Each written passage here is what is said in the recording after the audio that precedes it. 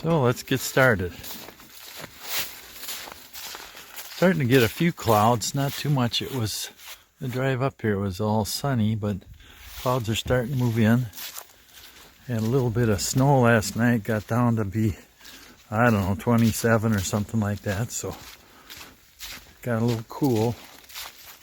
But it's kind of pretty in here. A little bit of snow on the sides of the trees and some nice white pines. Ooh, I like them. A variety of trees in here. This segment is about 6.7 miles long, and I guess there's a detour around a part of it that the boardwalk is underwater, so we'll see. I don't know how much that'll add to the trail, but we'll see what we get with that. Kind of liking this kind of half cloudy day, and it's a little bit of snow. It's pretty in here.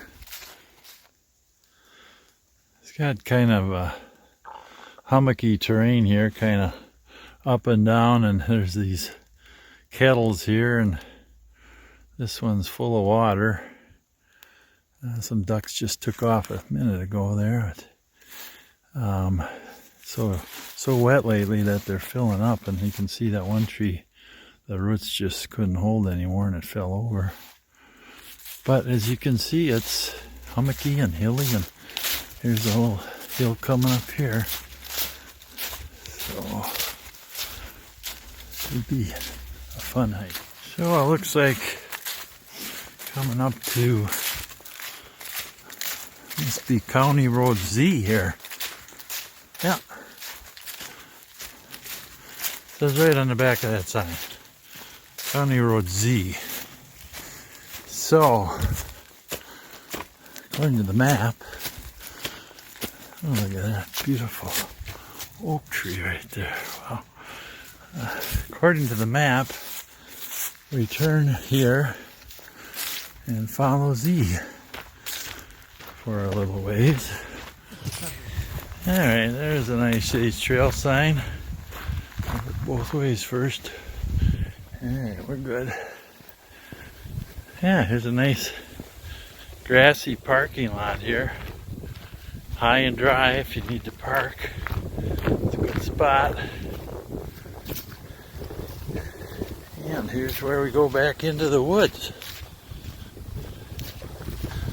Looks like the sun burnt off some of the snow, but the stuff that's shaded is still hanging in there.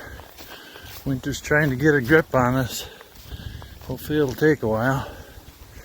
Alright, this looks like where we came out of a little while ago. Nice big pines and maples, and yeah, there's one with leaves on it still. But plenty on the ground too. It looks like that pine got topped by nature. Maybe it had a weevil or something in it that weakened it, but looks like the trail maintainers had to do a little work here. Thank you very much. Okay, let's get into the Let's take a quick check of the map, paper map, and see what we have up ahead. Looks like the next road we cross is Crogwold Road, and then T after that. We got a little bit of road walk, and then we'll be at the Hope-Iola Winter Sports Club. This is a 2014 map, so things may have changed a little bit. Plus, I heard there was a little bit of a reroute. I'm guessing the reroute will be there at Crogwold Road going down T to avoid that Severson Lake area, because that may be where the boardwalk is underwater. Looks like it's actually a shorter reroute if that's the case than the actual trail. Well, we'll see. Back to the trail.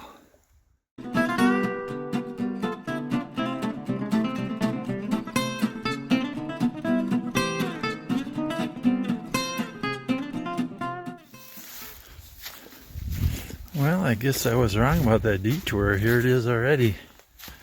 That's just a little ways from where I was. Detour goes that way. Let's see what it is that's detoured from. Oh boy, look at here. I don't know how well I can see that because of the sun. Let me put the camera behind this tree, but looks like the trail goes down there and then over this way, and look at there's a boardwalk over there kind of just floating. Huh. So I'm guessing the detour just goes this way, just enough to get around this body of water and then back, hook it up back over there. So that's not bad at all. Let's give it a try. Yeah, you can see by how far these trees are sitting into the water that the water is pretty darn high for compared to average. So I'm not sure if that'll kill those trees or not. I guess it depends how long the water is this high. There's a reason for these kettles. These kettles, you know, a kettle, of course, is where there was a big chunk of ice that was dropped from the glacier, and so when it melted, it left a hole. But these kettles, the soil underneath is pretty much a clay type soil, so it holds the water pretty good. It doesn't soak in, and so it has to evaporate to get out.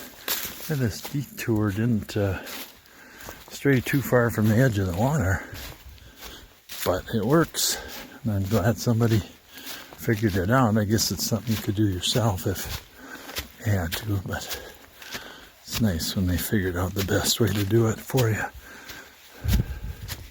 See, they got these temporary blazes here. And this one's kind of sideways, but I think we go this way. Yeah, there's another one up there.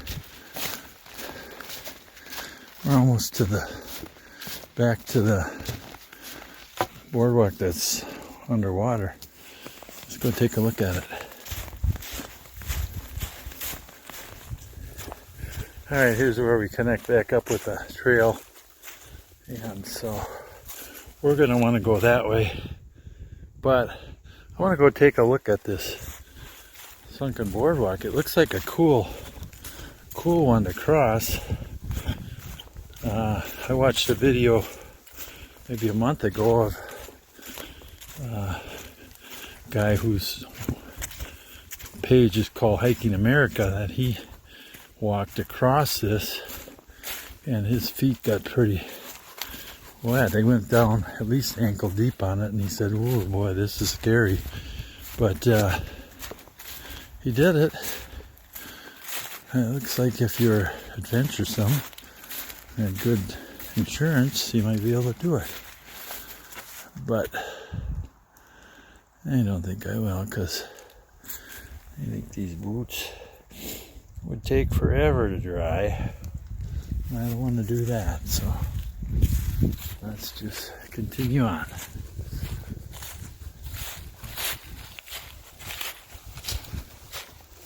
You know, I was thinking it's very rare that I ever meet anybody on the trail, and kind of wonder, why is that?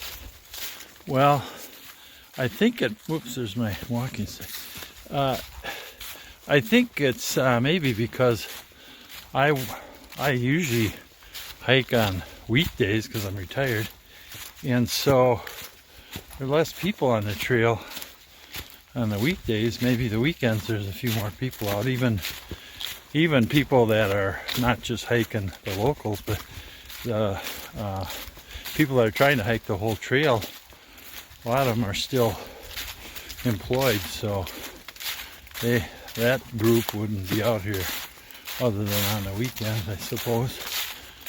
So that's probably why. But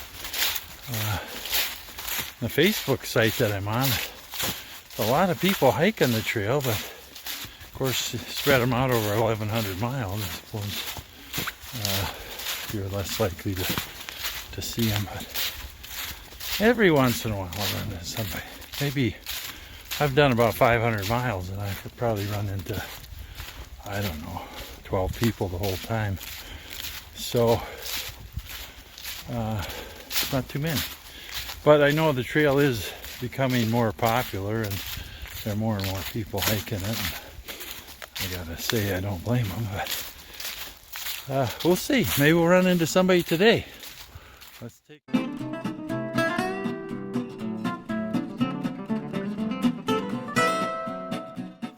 All right, it looks like we're coming to some big fields here.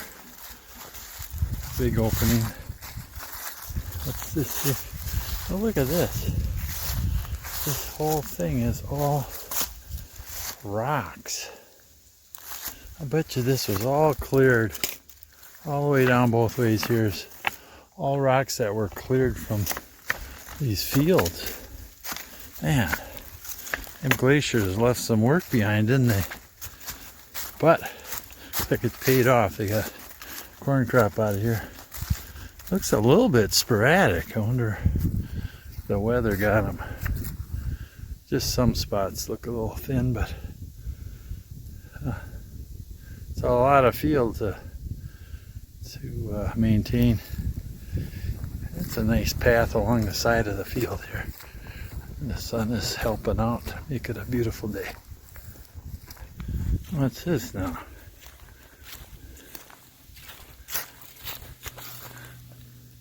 Huh. A little trail art somebody put in here. Huh. That's cool. Something to break up the hike a little bit. Alright. Back out into the field for a little while. Looks like I got a tree down there, but nothing, not a problem. So let's go get it. Well, this must be that, what the heck was the name of that, Klugman Road or something like that. Here it is. Krogwold Road. I don't know, that sign's broke off. Maybe somebody ran off the road and hit it. Alright, Teeny Boardwalk.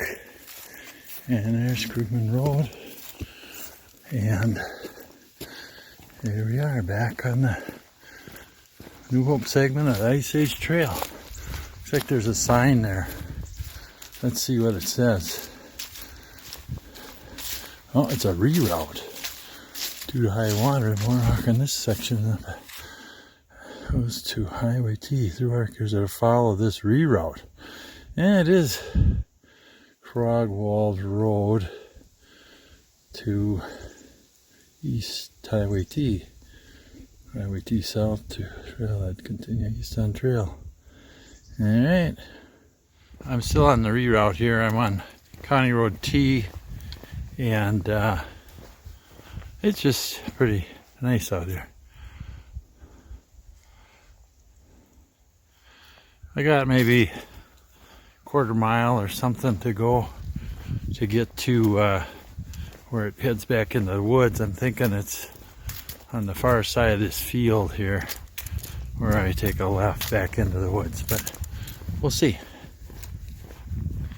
Alright, well, here's the reconnect off T. Well, let's see. Oh, there's goes into the closed segment there. Okay, so I came down T here, and I'm gonna be back on trail.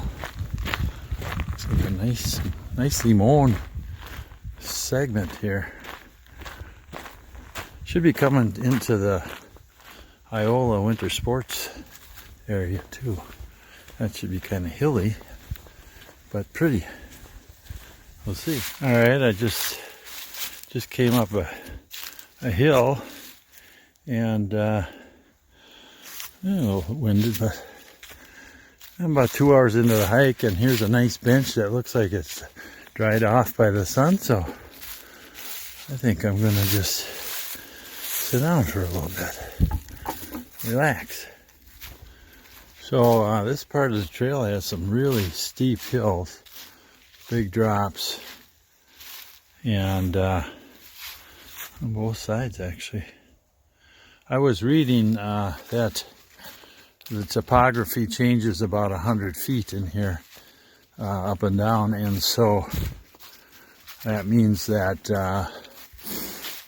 the chunks of ice that were left behind by the glacier, as the glacier went by, I guess plowed under them, they were at least 100 feet thick if they caused 100 feet change up and down in topography. So that's kind of awe-inspiring to think about, the magnitude of that, but I guess everything about the glaciers is pretty amazing. It's just a matter of whether or not you can imagine what that would be like. Well, it sure is pretty now, though. So here you can see where the trail kind of goes down and curves around, and next to a great big depression down there. Guessing 50 feet or more down. Some nice white pines in here. Look at this one. Beauty. Oh, look at here. Some more trail art. Huh. That's kind of interesting. Looks happy, doesn't he? I don't know. Huh. Cool. A little more wide open here. But still plenty of ups and downs. The sun's getting a little lower in the sky, so creates a little different view than earlier in the day. But nice walk nonetheless. Here's another one of these big white pines. I think maybe this area was all big white pines at one time. Look at the size of that one. I bet that one's got some stories to tell. That's nice.